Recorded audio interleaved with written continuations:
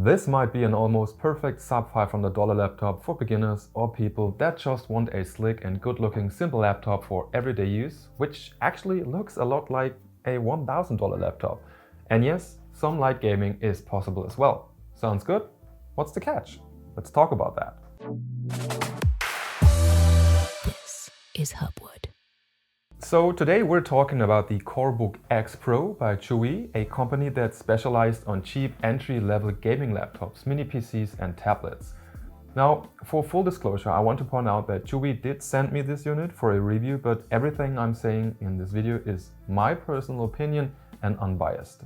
And today's tested laptop comes with an Intel Core i3-1215U, which has 2 performance cores with hyperthreading and 4 additional E-cores for a total of 8 threads. In this configuration, it sports 8GB of DDR4 3000 Mhz RAM only and a 512GB NVMe SSD with a reading speed of up to 2.1 GB per second and a writing speed of 1.6 GB per second. And both the RAM and the storage can be upgraded super easily, but more on that later. Furthermore, it has a 15-inch Full HD display with 60 Hz, a 50 Wh battery and a small 65 Watt AC adapter with a standard 2.5mm plug, so you can get cheap replacements for that basically everywhere on the internet. So this model here costs €499 in Europe right now, but there are also more versions with a faster i5 or a bigger RAM configuration and better screens available as well for around $500 if you get them on AliExpress or the Chuwi shop in other countries. However, if you're interested in this model for the European market, please check the link I posted in the description. Now, I really have to emphasize the great build quality and overall feel of the laptop, and especially its only 18mm slim aluminum body. It really makes you think you're using a more expensive and premium laptop. It is pretty light with only 1.73 kg and a total of 1.95 kg when you also bring the AC adapter. Its very subtle and stylish design surely makes it look valuable, while at times it also kinda reminds me of the PlayStation 2 Slim in a good way. The only downsides here would be the display flags when pressing on the display from above when it's closed, and the fact that you can't open it with one hand, unfortunately. I also want to mention that the used material is very good in deflecting visible fingerprints. You basically can't see them at all. The decent keyboard has illuminated keys that allow working in total darkness. And writing with it worked flawlessly for me. It felt good, and it even has a full-sized numpad. There is some keyboard flex, but it wasn't an issue while actually using it. Also, the screen doesn't wobble even when I was writing fast and firm. Though, for some reason, it's actually missing the print key over here. So if you're into making screenshots, you'll need to find ways around using that key to do so. I really liked the big touchpad, which is perfectly placed in the middle of the laptop and has a perfectly satisfying click feel to it. Though using it with 2 fingers to scroll through pages and files could respond a bit better, in my opinion. The 15.6-inch 60Hz Full HD IPS screen feels sharp and clear with good viewing angles and an okay color accuracy for this price range. The maximum brightness was up to 270 nits, which is still okay indoors, but not bright enough for using it outside in a bright environment. Overall, I really liked the display, and it really felt better than the technical details on paper would suggest. Now, the connection options are pretty good for such a cheap and slim laptop. On the left side, we have the power connector, an HDMI port, 2 USB 3A ports, a USB-C 3 port, but you can't use it to charge the laptop, and it does not have DisplayPort support. Then we have a 3.5mm audio jack and a kill switch for the integrated webcam. Oh, and by the way, this is what the integrated camera looks like and what the integrated microphone sounds like. And on the right side, we're getting a LAN port, an SD card reader, which is always nice to have, and an additional USB 2 port. Now, one of the CoreBook XPro's best features definitely are these 2 openings at the bottom. By just releasing 1 screw each, you can easily add a second M.2 or even swap out the existing one and expand the small 8GB RAM stick with either additional 8GB or even installing 32GB of RAM. And that is quite exceptional, and I haven't seen this in like forever, but I really wish that this was a common standard for laptops. So like 10 out of 10 points on that matter. So dear people at Chuwi, keep doing that. And furthermore, thanks to these two holes, you can even easily open the laptop when removing the 10 screws that hold the bottom of the laptop by just then pressing it down a bit on the mainboard and carefully lifting the bottom once you get a grip through the RAM opening, which lets us take a look at the innards. And as you can see here, we could also easily change the battery that way. Now the fans will be running most of the time when the laptop is plugged in, or at least they are like turning off and on again all the time, even when you're using the Windows 11 energy saving mode. Though when unplugged and using the power saving mode, they are off most of the time, being activated once in a while on a bearable and subtle noise level at a room temperature of 21 degrees Celsius. Though under heavy use, they are quite hearable.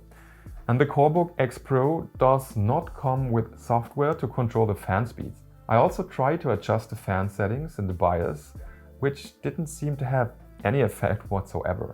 Now talking about the fans, the temperature while using it for normal office work is fine with around 50 degrees, though under maximum load there is some thermal and power throttling.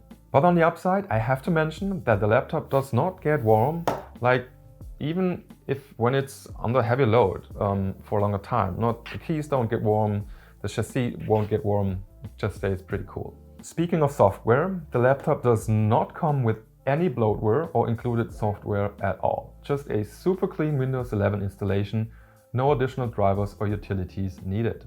The rather small 50 Wh battery allowed mediocre runtimes only. At 20% display brightness with activated Wi-Fi in idle mode, I got a total of around 5.5 hours at max. And watching YouTube at 50% display brightness using headphones at 20% loudness resulted in 4 hours. So if you're planning on using this for a whole day while being on the road, you better bring the SC adapter with you. Also be aware that there seemed to be no battery conservation mode to prevent the battery to fully charge to 100%. Though you don't need to be a magician to open the laptop and replace the battery yourself if that should ever be necessary. PS, the maximum power draw when the laptop is plugged in is 65 watt for a few seconds before the power throttling is kicking in, and then it's lowering itself to a maximum of around 43 watts from the wall in the long run. I just quickly want to mention that the BIOS is probably one of the most complex ones I've ever seen in my life. Definitely not for beginners. The amount of available settings is just right overwhelming, though I'm not sure if most of them actually have any effect, since adjusting the fan speed or the performance mode in the BIOS didn't seem to have any effect for me. The speakers sound a bit different from what I usually hear in cheap laptops. It kind of feels like the sound is coming from around the laptop, and I'm considering this a small plus. It's kind of tough to describe. But please don't expect too much. The overall quality is what you'd expect from a sub $500 laptop. The sound is flat and it should be louder.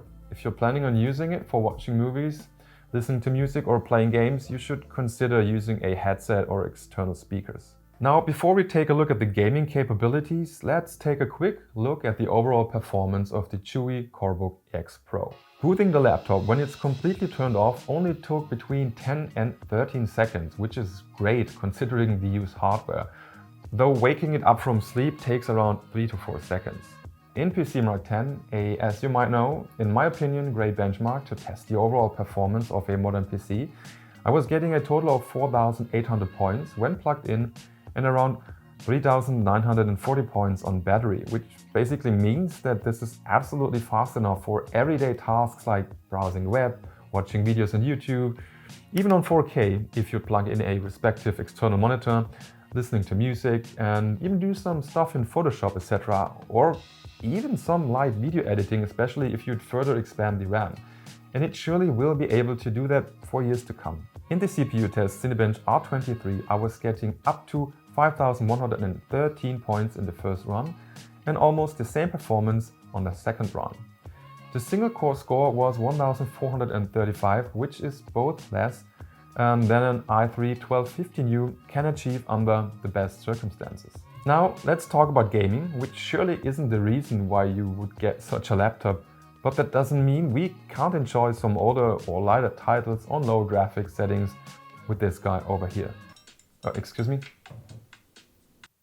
Yeah, hello? Yeah, I know it's not a gaming laptop. Yes, I know that. I'm fully aware of that, but yes, you still can play some easy games. Chill out. It's fine. We're not going to play like Cyberpunk in full HD. Sure, yeah, I'll tell them. Okay, thanks, bye-bye. Sorry. And before we start, I actually made a very detailed, long video on the gaming capability of the successor of the i3 1250U, which would be the i3 1350U. And that is only like 15% faster. So you can check out that video afterwards to get an idea of what to expect. Though keep in mind that in that case, I was using 16 GB of RAM, which will make a difference in quite a few games. But as you're able to upgrade the CoreBook XPro for less than $20 right now, I'd really recommend using 16 GB if you want to spend some time gaming on this laptop, since this will actually activate the dual channel mode, which will boost the FPS in almost every game. Okay, now here are some lighter and older games I've tested.